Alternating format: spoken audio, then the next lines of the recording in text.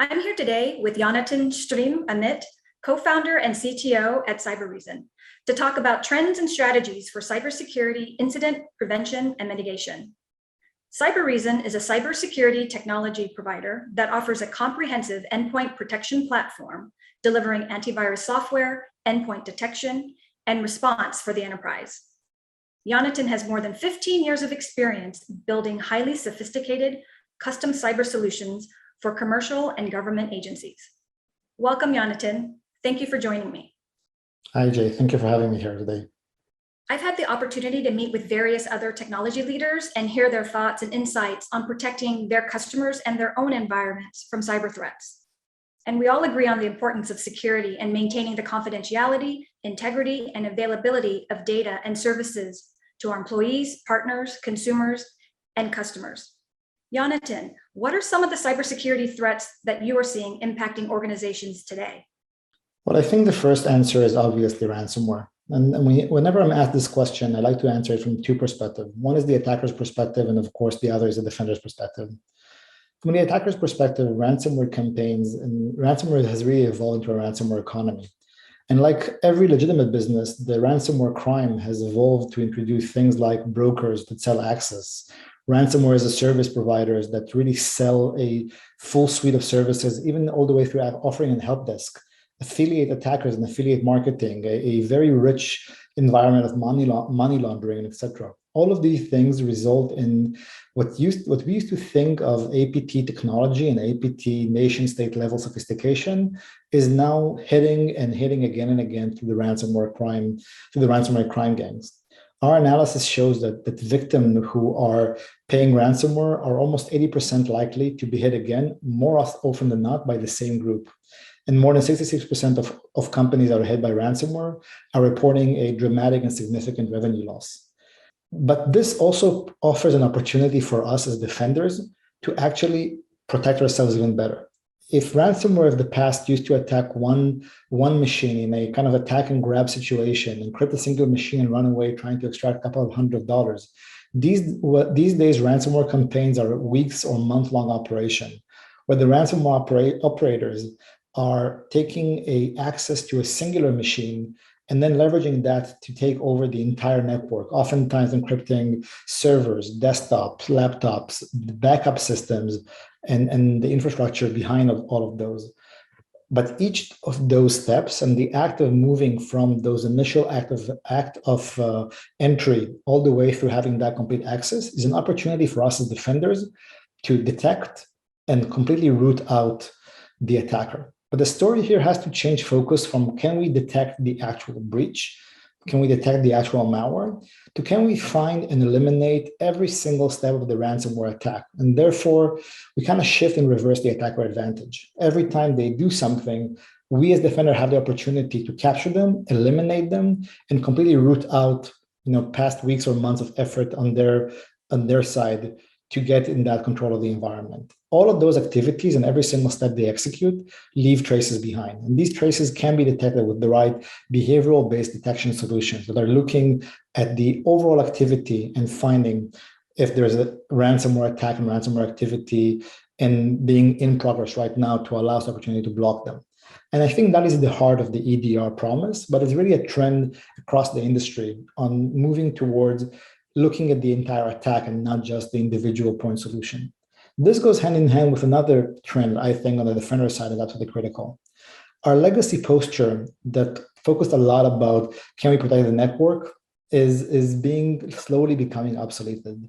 With the adoption of cloud for the application delivery, SaaS for the application consumption, identities and assets that are taking all new shapes and forms, the old postures require changing to something more that is forward-looking. It looks at all our new IT frontier on cloud and SaaS and identities and assets and combines them all together and looks at one cohesive end-to-end solution. And this is the story about what XDR, which is another nascent trend that is emerging right now and taking a strong position across the industry. Thanks, Jonathan. You mentioned a couple of years ago how ransomware attacks and the threats very different than they are today.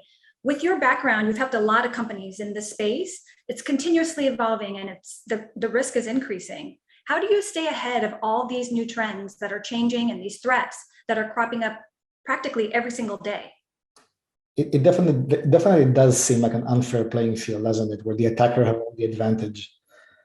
Companies such as ourselves employ dozens of researchers that are constantly looking at development of what is happening in the hacker scene, what our hackers are doing. Unfortunately, for most companies, hiring, retaining, and building a security team with dozens, if not hundreds, of researchers is cost prohibitive and really inefficient.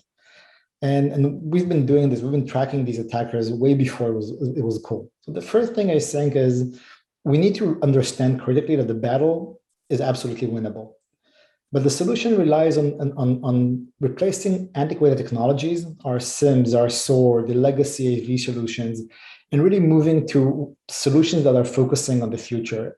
And the key element in the future-proofing technology is understanding how do we get visibility, how do we get control, not only on the things that are clearly malicious, but behavioral analysis to drive across the entire value chain. Attackers these days are treating our networks like Lego pieces. They come in and assemble their malware from pieces that are already inside the environment. So the entire approaches of saying, well, identify malware no longer works with these kind of Lego pieces-based technologies. However, behavior-based technologies these days are able to keep a leg up. And when we talk about risk and emerging risk with executives across the industry, our constant conversation is you need to have the visibility, detection, training, and partnerships to be able to say, can I observe everything happening in my environment?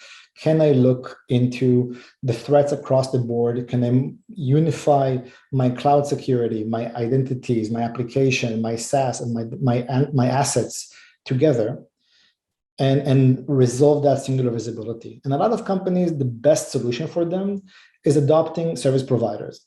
If a couple of years ago, a lot of time we would have brought service provider to optimize for cost, because it would be cheaper to run security with an outsourced group. These days, we're mostly seeing demand for outsourced expertise. Providers are able to really retain, hire, train, and get their teams to work with nation state and sophisticated criminals on a daily basis. And that creates a level of training and expertise and knowledge that are simply unretainable for most companies. So the combination of managed security response provider, MDRs, gives the ability to scale and get the expertise that are so badly needed to leverage the technologies that are now available. Yeah, that's really appreciate that insight and the level of expertise and the ever-changing environment. I really appreciate your insights into that and the experience that you have and you bring. One area we didn't talk about that's top of mind to a lot of companies and colleagues of mine, although we hope it never happens, is if an unfortunate incident were to occur. So what happens when a company experiences a cybersecurity incident? What tips could you share for all of us who might have to respond during a crisis like that? I think the first thing we need to all realize when we're thinking about this question is the cost of preparation is always going to be substantially lower than the cost of the actual crisis. So it's all about what we do right now ahead of the crisis. It's everything about how do we go with our board and prepare them and train them and tabletop with the entire company, for example. What is it that we do when and if crisis occurs? How do we build our contingency plans? How do we have relationship with people already in place that can come here and assist in case where things happening? Can we make sure that we have early enough warning so even the crisis when it hits is much more contained than the alternatives? How can we make sure that with our vendors, we bring security to the design stage so that the damage when a catastrophe occurs or if a catastrophe occurs is substantially limited? At the end of the day, when it happens, communication is key. Having prepared with our executives, having prepared with non-trivial partners, legal, marketing, customer relationships, sales, all of these become stakeholder when a crisis happens. We need to prepare it ahead of time, establish relationships, establish the thought processes at this point. Otherwise, this becomes a rolling case of constant discovery. We learn more, and during an IR, we constantly learn more what happened here. If everybody's prepared at that time, communication flows easily, and crisis is substantially shrunk down. But again, overall emphasis, it's much, much, much cheaper to avoid crisis than to get out of it once it happens. So Yonatan, one of the things that CISOs and maybe CIOs and CTOs may have struggled with in the past, and it's become much more in the forefront, is incorporating security as part of your business priorities and part of the business impact, and not being considered as something impacting performance or something as an afterthought.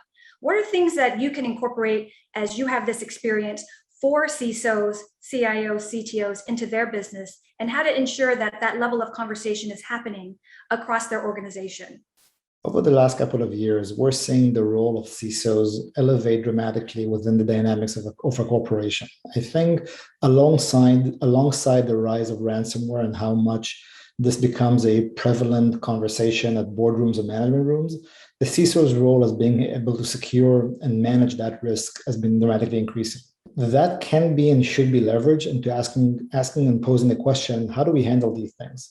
We've seen companies where even the act of tabletopping a ransomware incident really shifts the conversation to the broader risk conversation. So I've seen boards constantly asking executives, what are we doing to prepare for this risk? What are we doing to mitigate the situation? And a lot of time, this is an open invitation for CISOs and executives to elevate towards a much more sophisticated, mature business conversation that matches the business risk with the business cost and opportunity ahead of us, allowing us to enter security at a much earlier stage. With being able to elevate security professionals to become much more executive in their nature, talk about the business implication and showcase what it means to handle situations, it allows us to have an elevated conversation. And I don't think I've ever seen in my career an open invitation such as we're seeing right now from boards and management rooms across the industry. I couldn't agree with you more. I've heard a lot of conversations about that topic and how it's come to the forefront at the board level and every single level, the executive levels within the organizations. Thank you so much for your thoughts today. I think all of us can learn from this, and I hope you found this information valuable and can incorporate some of the material you've learned today into your security programs and practices within your own organization. Thank you. Thank you so much for having me, Jay.